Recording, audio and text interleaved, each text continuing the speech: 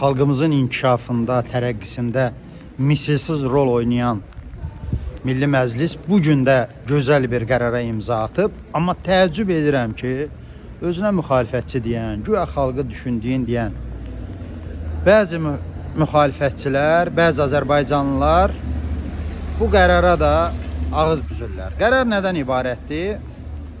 Qərarda göstərilir ki, bugündən etibarən Azərbaycanda diplomatik və xidməti pasport daşıyanlar Afrikanın bir neçə ölkəsinə vizasız gedəcəklər. Vizadan onlar azad olurlar.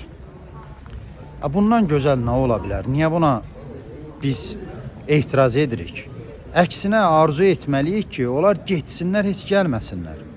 Azərbaycanın İlham Əliyev daxil olmaqla diplomatik xidməti pasport daşıyan nə qədər iri, xırda buynuzlu məmuru var, qoy getsin ora və biz əlimizi qaldıraq göyə uca səmadan diləyək ki, onlar hansısa orada tımsaha rast gəlsin, nə bilim pələngə rast gəlsin, əjdaha varsa əjdahaya rast gəlsin, yarım vəhşi şəraitdə yaşayan insanlara rast gəlsin, onlarla haqq hesab çəkilsin, tutsunlar onları yesinlər, əsir götürsünlər və yaxud da yaxşı baxıb onları təsərrüfatlarına cəlb eləsinlər və bununla Azərbaycanı pis günə qoyan diplomatik pasport daşıyanlardan canımız dincəlsin. Bu gözəl qərarı alqışlayıram və sizdən də xahişim odur ki, Milli Məclisin bu mütərəqqi qərarına adekvat reaksiya göstərəsiniz.